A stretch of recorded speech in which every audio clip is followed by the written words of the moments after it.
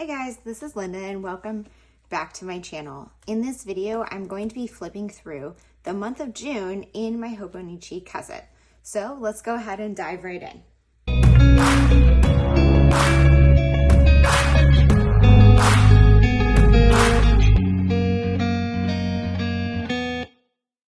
Okay, before I dive into the cousin itself, I just want to point out I still haven't really figured out what to put here.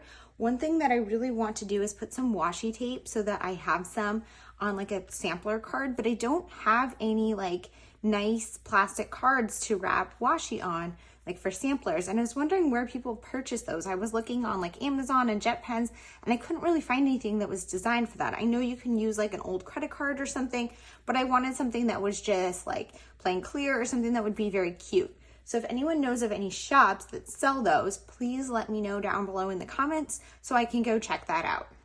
So moving into my cousin. So starting out here, I switched up the colors I was using for my monthly trackers here. And I'm using now these Crayola Super Tip markers for pretty much most of my coloring, as opposed to using the mild liners that I used to use. I'm liking the bolder colors. I'm liking the tip on these a bit more. It's like a chisel tip, and these are super cheap. So I have linked to them down below. You can get them on Amazon. I actually picked these up at my local grocery store, but they're starting to kind of run low on ink, some of them, and I'm just gonna pick up another set because they're super cheap and great for planning. I love them in this planner. Moving into, you can see I've started out June. I'm very excited getting into July that I didn't fill these out yet because I think I'm going to switch up what I'm tracking, but I will share more with you about that as I get to it. Now moving to the monthly. So for the monthly of May, as I said previously, I am trying to not do these, like not really worrying about decorating my monthlies. Instead, my monthlies are more just pure functional planning. Future planning, I fill things in as they get scheduled or I find out about them. So there's, appointments, my daughter's work schedule, different things I have to do for her, for work, my meetings, all of that stuff. So I have my calendar here when I'm planning out my weeks or figuring out what I need to do.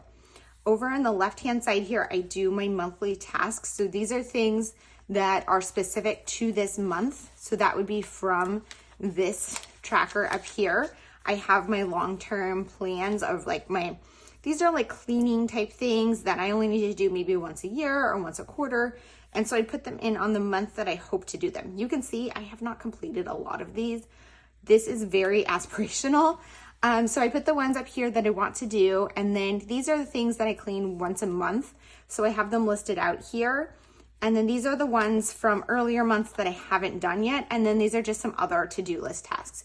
You can see in May, I did not do a great job with my cleaning and my monthly tasks and stuff. And that was just, May was a very stressful, busy month. June so far is shaping up to be way, way, way better. And I'm more on top of everything. So I'm very excited for May or for June. Now moving into my weeklies. So I kind of found my groove in my weeklies also. I'm kind of doing my rainbow theme. This week I was using the mild liners. I do have my cleaning trackers here, my dinner across the bottom, my weekly to-do list, some focuses for the week. I put the weather across the top. I put my work schedule here. And then in the days, I document just kind of some notes with some doodles and stuff about what I did each day. I also put my work schedule, my daughter's work schedule, and things like that on my week. And then I use this when I am working on my Project Life album to look back and see what I actually did that day. I do have a lot of fun with this. I have actually been struggling to fill it in. So this week I did a lot of stamping. This week I was like kind of over the like doodles and stamping and stuff. So I just used words and gray, and it's kind of boring. It was much easier to keep up with, and it's very functional, but it wasn't as fun or pretty. So then I went back to straight doodles without any stamping. And this is super fun, but it takes forever to keep up with it. So I think I might be going back to stamping starting next week. One thing that I have been doing is I have these stickers, and these are from Planner Kate, and they are the weather stickers across the top. And then I have one that says to clean, one that says dinner, and one that says payday for my payday, which is every other week. The problem I'm having with these is I always put them in the same spot, and it's hard to see on the video, I'm sure, but there's a huge bump here and here. And I'm, getting to be about halfway through the year, and it makes it very difficult to write in here, even with the pencil board in between, because it makes the pages super thick. So I'm thinking I'm going to have to move away from stickers. I'm curious how you guys do that, because I know a lot of people use stickers.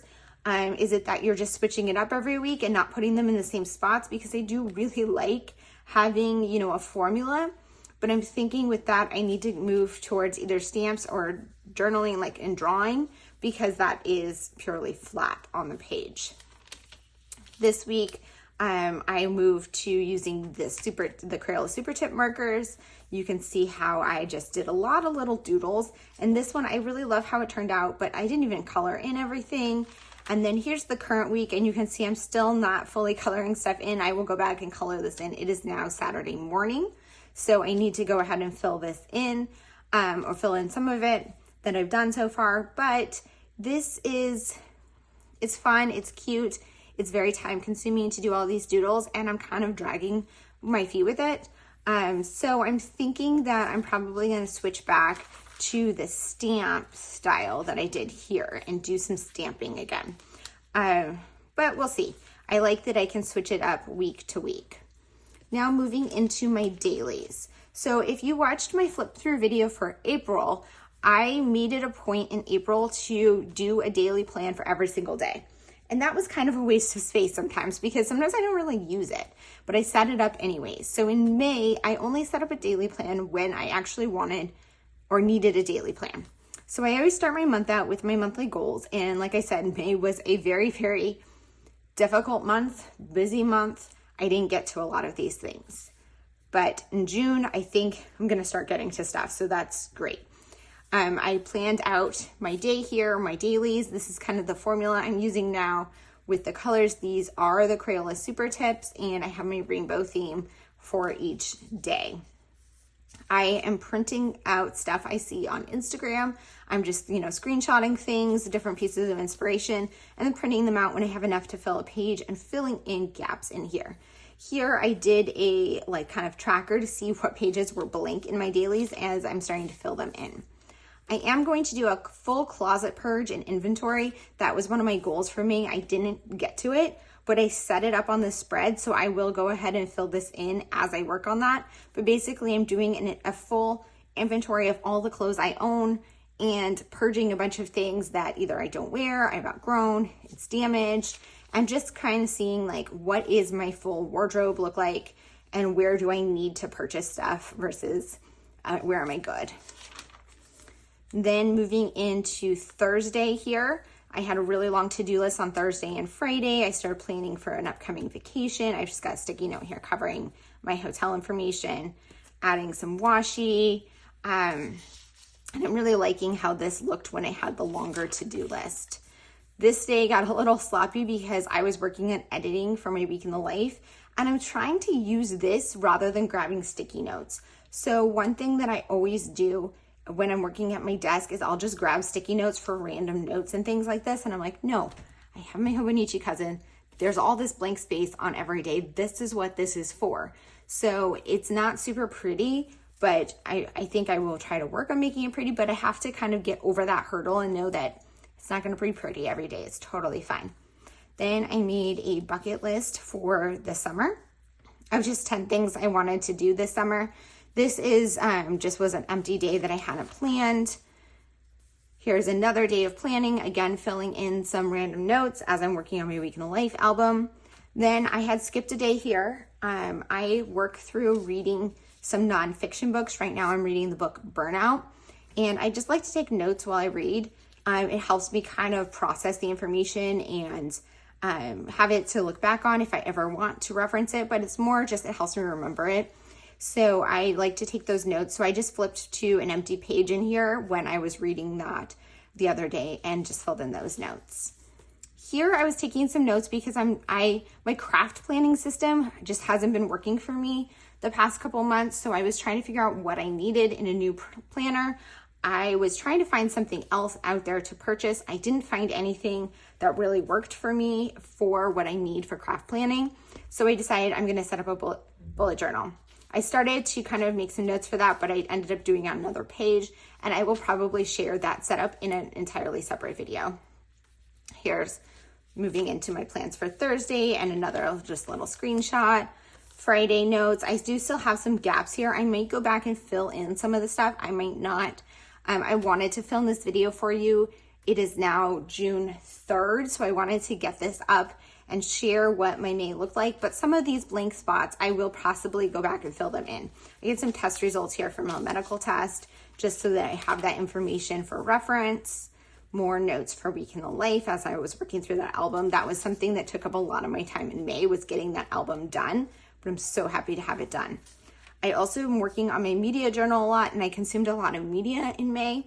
So I was making notes of like videos and shows and stuff that I watched and what I needed to print for my media journal to get in there so I didn't forget any of the movies that I had watched.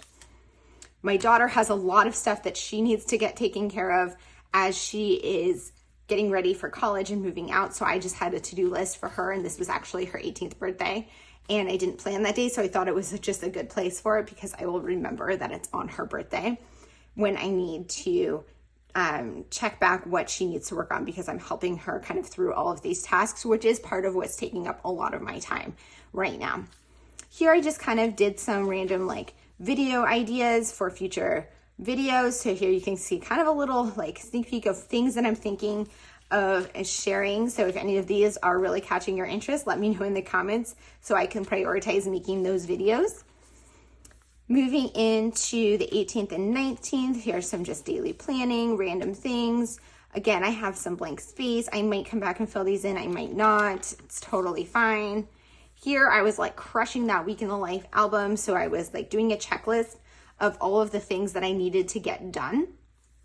And then just some random notes and things as I was working through the album. Moving into the 21st, I have an entirely blank page here. So next time I'm, working through my nonfiction book and I want to take some notes, or I want to create like a list or something, I will flip through and know that this is a blank page that I can come back and fill in. Some daily planning. I did a CLE, which is the continuing education thing that I need to do for my job. I'm an attorney, and it was on estates, and I just took some notes because it was something that I was taking because I kind of wanted to know the basics of estates. Here I was planning out my craft bullet journal. So I have a bunch of blank space here. I'm not sure if I will come back and fill this in, if I want more plans and stuff as I'm working on figuring out how this bullet journal is going to look. I might come back and add it here, or this might just be all that is on these pages. Another blank page that I have to come back and fill in. And again, like these blank pages might stay blank forever, or it might just be like, hey, I need a notes page. But this is one of the reasons why next year I'm going to switch to the Common Planner, because I like the fact that I can just start wherever I ended. And if I didn't need, on May 26th, like these 3 days, I didn't need planning 4 days. So I could do just this one, and then this would come next. And then if I wanted to take some notes, I could, but they would be in chronological order as to when I took them, as opposed to backfilling in blank pages. Here's the 28th and 29th, and then moving into the end of the month. I had a super busy last few days of the month, so I didn't get any planning done in here. But again, I will likely come back and use these pages again, especially because it's a full spread. And then it goes into June. So this is a realistic look at what my May planner looks like at the end of May. As I said, some of these pages might be added to later on. I plan to share a full walkthrough of this entire planner at the very end of the year. But for now, this is what May looks like. I hope that you enjoyed this video. If you have any questions or comments, please leave them down below. And as always, don't forget to subscribe so you don't miss my future videos. Thanks so much for being here. See you guys in the next one. Bye.